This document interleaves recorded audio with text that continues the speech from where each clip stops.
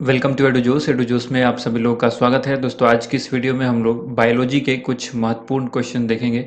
ये सभी क्वेश्चंस आपके एग्जाम के पॉइंट ऑफ व्यू से बहुत इंपॉर्टेंट है और ये सारे क्वेश्चंस आने वाले किसी भी एग्जाम, जैसे कि दिल्ली पुलिस का एग्जाम है, एसएससी सीएचएसएल का एग्जाम आने वाला है, रेलवे ग्रुप डी और एनटीपीसी का एग्जाम होने वाला है। उसके बाद अगर किसी स्टेट लेवल में कोई गवर्नमेंट जॉब का एग्ज़ाम होता है तो उसमें भी अगर जीके जीएस के क्वेश्चंस पूछे जाते हैं तो इस तरह के क्वेश्चंस आपको देखने को मिल सकता है साइंस के बायोलॉजी सेक्शन से। तो चलिए, सबसे पहला प्रश्न हम लोग देखेंगे यहाँ पर, स्कर्वी रोग किस विटामिन की कमी के कारण होता है।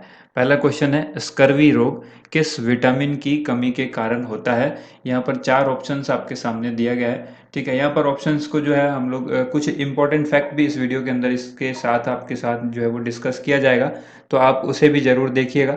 सबसे पहले यहाँ पर क्या दिया गया है, सबसे पहला है विटामिन ए, इसके बाद है विटामिन बी, इसके बाद है विटामिन सी और फिर है विटामिन डी। ठीक है, तो यहाँ पर स्कर्वी रोग जो है वो होता है विटामिन सी के कारण, तो ऑप्शन नंबर सी यहाँ पर राइट आंसर होगा। ठीक है, अब यहाँ पर आपको याद रखना है कि विटामिन सी का कई बार रासायनिक नाम पूछ दिया जाता है, तो विटामिन सी का रासायनिक नाम होगा एस्कॉर्बिक एसिड। एस्कॉर्बिक एसिड इसका नाम होता है, विटामिन सी का ये केमिकल नेम यानी रासायनिक नाम। ठीक है, इसमें एक खास बात आपको ये भी याद रखना है कि कई बार आपसे सवाल पूछा जा सकता है कि इसका जो फॉर्मूला होता है वो क्या होता है, तो वो होता है C6H8O6। ठीक है, तो ये इसका फॉर्मूला है स्कॉर्बिक एसिड का, आपको ये भी याद रखना है, विटामिन सी का रासायनिक नाम होता है ये और ये इसका फॉर्मूला होता है। ठीक है, अब हम लोग बढ़ते हैं अगले क्वेश्चन की तरफ। नेक्स्ट क्वेश्चन यहाँ पर है, पुरुषों और महिलाओं में जनन क्षमता की कमी किस विटामिन की कमी से होती है। ठीक है, पुरुषों और महिलाओं में जनन क्षमता की जो कमी होती है वो किस विटामिन की कमी से होती है।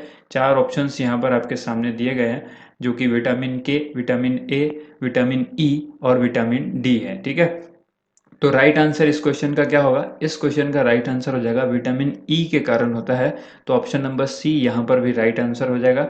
आपको याद रखना है, कई बार सवाल पूछा जाता है कि जो वसा में घुलनशील विटामिन है वो कौन से हैं, वसा में जो डाइल्यूट हो जाए घुलनशील विटामिन है वो कौन कौन से हैं। तो वसा में घुलनशील विटामिन जो है, ये चार विटामिन आपको याद रखना है। क्या क्या है ये, के ई डी ए, इसको आप केड़ा से याद रख सकते हैं, कीड़ा आप याद रख लीजिए। ठीक है, तो इससे आप याद रखेंगे KEDA, या फिर आप अगर ऐसे याद रखें तो ADEK आप इसको याद रखेंगे, जो कि वसा में घुलनशील विटामिन है। इसके अलावा बी और सी ऐसा विटामिन है, विटामिन बी और सी, जो जल में घुलनशील है। ठीक है, अब बी के कई सारे ऐसे हैं, जैसे कि B1 है, B6 है, B12 है, तो ये सारे जल में घुलनशील होंगे, क्योंकि जब बी घुलनशील है तो बाकी उसके जो सब्सटीट्यूट हैं वो भी इसके घुलनशील होंगे। ठीक है, ठीक है, नेक्स्ट क्वेश्चन यहाँ पर है, निम्नलिखित में से कौन सा दुग्ध प्रोटीन है या मिल्क प्रोटीन है। तो इस क्वेश्चन का आंसर क्या होगा, ऑप्शन दिया गया है यहाँ पर, लैक्टोजन, मायोसिन, कैरोटीन और कैसीन। तो दुग्ध प्रोटीन किसको कहेंगे हम लोग, दुग्ध प्रोटीन कहेंगे हम लोग कैसीन को। ऑप्शन नंबर डी यहाँ पर इस क्वेश्चन का राइट आंसर होगा, कैसीन। देखिए, कैसीन जो है वो एक दुग्ध प्रोटीन है यानी मिल्क प्रोटीन है। इसके अलावा आपको याद क्या रखना है कि जो दूध है तो दूध का रंग सफेद होता है, आप सबको पता है सफेद होता है और पीला भी होता है।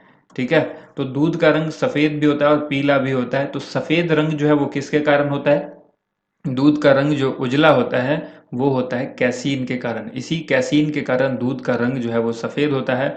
और एक चीज़ आपको याद रखना है कि कैरोटीन जो है, ये ऑप्शन नंबर सी में जो दिया गया है, इसके कारण जो है वो क्या होता है, रंग इसका पीला होता है। ये भी आपको याद रखना है, कैरोटीन की वजह से दूध का रंग जो है वो पीला होता है और कैसीन की वजह से दूध का रंग सफ़ेद होता है। तो ये तीन क्वेश्चन अभी हमने देखे। नेक्स्ट क्वेश्चन की तरफ बढ़ते हैं।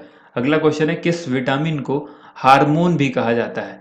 ऐसा कौन सा विटामिन है जिसको हम लोग हार्मोन के नाम से भी जानते हैं, यानी वो एक हार्मोन भी है। ऑप्शंस यहाँ पर दिए गए हैं, विटामिन के, विटामिन ए, विटामिन ई और विटामिन डी। तो राइट आंसर इस क्वेश्चन का क्या हो जाएगा, इस क्वेश्चन के लिए राइट आंसर होगा vitamin D. Option number D जो है वो राइट आंसर होगा।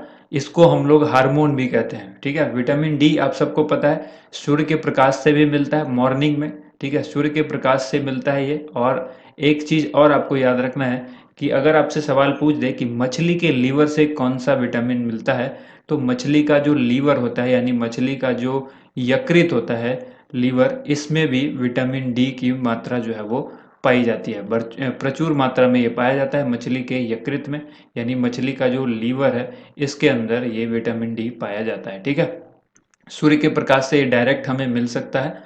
इसके अलावा जो अब नेक्स्ट क्वेश्चन हम लोग देख लेते हैं, अगला क्वेश्चन यहाँ पर है, इनमें से कौन सी बीमारी जो है वो हार्मोनल बीमारी है, यानी हार्मोनल बीमारी, हार्मोन से होने वाली जो बीमारी है। आप जैसे कहते हैं ना कि वायरल बीमारी कौन सी है, उसी तरह से हार्मोनल बीमारी पूछा गया है कि निम्न में से कौन सी बीमारी है जो हार्मोनल बीमारी है। सर्दी, जुकाम, लेप्रोसी, टीबी या फिर घेगा। टीबी को ट्यूबरक्लोसिस कहते हैं, यहाँ पर कई बार ऑप्शन में हो सकता है ट्यूबरक्लोसिस, तो वो भी आपको याद रखना है। और घेगा या फिर यहाँ पर ग्वाइटर रोग भी कई बार लिखा होता है, तो आपको ये नाम पता होना चाहिए। सर्दी जुकाम आपको पता है, लेप्रोसी भी आपको पता होना चाहिए।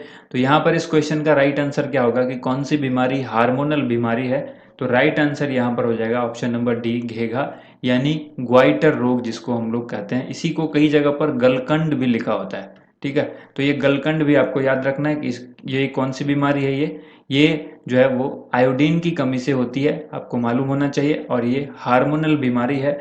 अच्छा, इसमें देखिए आपको याद रखना है कि जो है थायरोक्सिन हार्मोन की कमी के कारण होता है। ठीक है, ये जो हार्मोनल बीमारी है आयोडीन की कमी के कारण तो होता ही है, साथ में आपको ये याद रखना है कि थायरोक्सिन हार्मोन की कमी से होता है। और ये हार्मोन कहाँ से मिलता है, थायरोक्सिन हार्मोन जो है वो कहाँ पर मिलता है, थायरोक्सिन हार्मोन जो है वो मिलता है आपको थायराइड ग्लैंड से। ठीक है, थायराइड ग्लैंड से ही ये मिलता है, आपको ये याद रखना है। थायराइड ग्रंथि आप लिख लीजिए, थायराइड ग्रंथि से ये थायरोक्सिन हार्मोन निकलता है और इसी की कमी से ये जो है ये घेघा रोग होता है, यानी ये एक हार्मोनल बीमारी है। नेक्स्ट क्वेश्चन हम लोग देख लेते हैं। अगला क्वेश्चन यहाँ पर है, रेनिन का स्रवन किस अंग के द्वारा होता है। रेनिन का स्रवन जो है वो किस अंग के द्वारा होता है, तो ये क्वेश्चन है। ऑप्शन है यहाँ पर यकृत, यानी जिसको हम लोग लीवर कहते हैं, और इसके बाद क्वेश्चन है वृक्क, जिसको हम लोग किडनी कहते हैं। तो ऑप्शन भी याद रखें, इस तरह से किडनी भी पूछा जा सकता है। अमाशय और प्लीहा, प्लीहा को हम लोग स्प्लीन भी कहते हैं। ठीक है, स्प्लीन, या कई जगह पर आप इसको तिल्ली भी देखेंगे। ठीक है, तो ये नाम एक ही है इसलिए ये याद रखेगा यहाँ पर, इसलिए हमने बता दिया। ऑप्शंस पूछे गए हैं आपसे सवाल कि रेनिन का स्रवन किस अंग के द्वारा होता है, यकृत, वृक्क, अमाशय या फिर प्लीहा। तो राइट आंसर क्या हो जाएगा, राइट आंसर हो जाएगा अमाशय, ऑप्शन नंबर सी। ठीक है, रेनिन का स्रवन जो है वो अमाशय के थ्रू होता है। अगला क्वेश्चन यहाँ पर देखिए, दंत एनिमल किसके कारण कठोर होता है। आपको पता है कि जो दांत का एनिमल होता है वो बहुत कठोर होता है, तो किसके कारण से वो कठोर होता है, क्लोरीन, फ्लोरीन, आयोडीन या फिर सोडियम। तो राइट आंसर इस क्वेश्चन का क्या होगा, इसका राइट आंसर हो जाएगा ऑप्शन नंबर बी, फ्लोरीन। ठीक है, फ्लोरीन, कहीं कहीं पर आपसे ऑप्शन में फ्लोराइड भी लिखा हुआ होगा। ठीक है, तो आप उसको भी याद रखिएगा, फ्लोरीन या फ्लोराइड। तो इसकी कमी के कारण ही जो है ये होता है। और देखिए इसमें आपको याद रखना है कि ये कमी और अधिकता, फ्लोरीन की कमी और अधिकता दोनों ही हमारे लिए नुकसानदेह है। अगर शरीर में फ्लोरीन की अधिकता हो जाती है, ठीक है, अगर अधिकता हो गई तो भी जो है वो दांत खराब हो जाते हैं, कमी हो जाए तो भी दांत खराब हो जाते हैं। कमी के कारण जो है वो दांत का जो एनिमल है वो कठोर नहीं, वो बर्बाद हो, मतलब वो कठोरता उसकी खत्म होती है, और जो दांत जो है वो जल्दी टूट जाते हैं, खराब हो जाते हैं। और अधिकता के कारण जो है दांत पर धब्बे आ जाते हैं। ठीक है, दांत पर जो है दाग धब्बे आ जाते हैं, वो किसके कारण, फ्लोरीन के अधिकता के कारण। और फ्लोरीन के जो कमी होगी, कमी के कारण क्या होगा, वो टूट जाते हैं। ठीक है, ये आपको याद रखना है। उसके बाद अगला क्वेश्चन हम लोग देख लेते हैं। नेक्स्ट क्वेश्चन यहाँ पर है, बेरी बेरी रोग किस विटामिन की कमी के कारण होता है। ऑप्शन दिया गया है vitamin C, vitamin B1, vitamin B12 और विटामिन डी। तो बेरी बेरी रोग किस विटामिन की कमी के कारण होता है, बहुत ही अच्छा सवाल है। विटामिन B1 इसका आंसर होना है, ऑप्शन नंबर बी जो है वो राइट आंसर है, विटामिन B1। ठीक है, तो B1 की कमी के कारण ये बीमारी होती है, और इसका रासायनिक नाम आपको बिल्कुल याद होना चाहिए। तो विटामिन B1 का रासायनिक नाम क्या है, ये आप लोगों में से कमेंट करके बताना है। ठीक है, तो चलिए यहाँ पर आपको बता ही देते हैं, थायमीन इसका राइट आंसर होगा, थायमीन। विटामिन बी का रासायनिक, B1 का जो रासायनिक नाम है वो क्या है, वो होता है थायमीन। अच्छा, B12 है यहाँ पर, तो B12 के बारे में भी बात कर लेते हैं। B12 का रासायनिक नाम क्या होता है, B12 का रासायनिक नाम होता है साइनोकोबालामीन। साइनोकोबालामीन इसका राइट आंसर होगा, साइनोकोबालामीन। ठीक है, ये होता है किसका, विटामिन B12 का रासायनिक नाम। बढ़ते हैं अगले क्वेश्चन की तरफ। अगला क्वेश्चन यहाँ पर है, पेप्सिन निम्नलिखित में से क्या होता है। तो पेप्सिन निम्नलिखित में से क्या है, पेप्सिन के बारे में पूछा गया है कि वो विटामिन है या हार्मोन है या पोषक तत्व है या फिर एंजाइम है। तो राइट आंसर क्या होगा, पेप्सिन एक प्रकार का एंजाइम है। तो आपको ये याद रखना है, पेप्सिन क्या है, एंजाइम है। ठीक है, अब यहाँ पर याद रखिए कि पेप्सिन जो एंजाइम है, तो एंजाइम क्या है, यह क्या करता है, पेप्सिन प्रोटीन को पेप्टोन्स में बदलता है। ठीक है, पेप्सिन जो है वो क्या करता है, प्रोटीन को पेप्टोन्स में बदलता है। और जो एक चीज़ आपको याद रखना है कि जितने भी एंजाइम होते हैं, जितने भी एंजाइम होंगे वो सभी एंजाइम क्या होते हैं, प्रोटीन होते हैं। ठीक है, प्रोटीन होते हैं। लेकिन अगर सवाल पूछ दे कि क्या सभी प्रोटीन एंजाइम होते हैं, तो नहीं, ये आपको याद रखना है कि सभी एंजाइम प्रोटीन तो होते हैं, लेकिन जो प्रोटीन है वो सारे प्रोटीन एंजाइम नहीं होते हैं। ये आपको याद रखना है। इसके बाद अगला क्वेश्चन हम लोग देखते हैं, जो नेक्स्ट क्वेश्चन है, यकृत के द्वारा बनाया गया पित्त पित्ताशय में किसके द्वारा पहुंचता है। पित्त को हम लोग बाइल कहते हैं, BILE, और पित्ताशय को हम लोग कहते हैं ब्लैडर। ठीक है, इसी को गॉल ब्लैडर भी कहते हैं। तो ये गॉल ब्लैडर, इसको हम लोग कहते हैं पित्ताशय, और ये जो पित्त है इसको कहते हैं बाइल। ठीक है, तो बाइल जो है वो किसके द्वारा पित्ताशय में पहुंचता है, और ऑप्शंस दिया गया है हिपैटोगॉल डक्ट, उसके बाद हिपैटी पैक्रियाटिक डक्ट, हिपैटिक डक्ट या फिर सिस्टिक डक्ट। ठीक है, तो आपने सबने सुना होगा, कई बार किसी को सुना होगा आपने, गॉल ब्लैडर में स्टोन हो गया है। ठीक है, तो इसको काट करके निकाल दिया जाता है। स्टोन निकालना पॉसिबल नहीं होता, इसलिए इस गॉल ब्लैडर को ही पूरा काट दिया जाता है और निकाल दिया जाता है। ठीक है, तो यहाँ पर आपसे सवाल पूछा गया है कि यकृत के द्वारा बनाया गया जो पित्त है वो किसके द्वारा पहुंचता है। ठीक है, तो आंसर क्या हो जाएगा, इसका आंसर हो जाएगा सिस्टिक डक्ट के द्वारा पहुंचता है। तो ऑप्शन नंबर डी आपको यहाँ पर जो है इस क्वेश्चन का राइट आंसर होगा।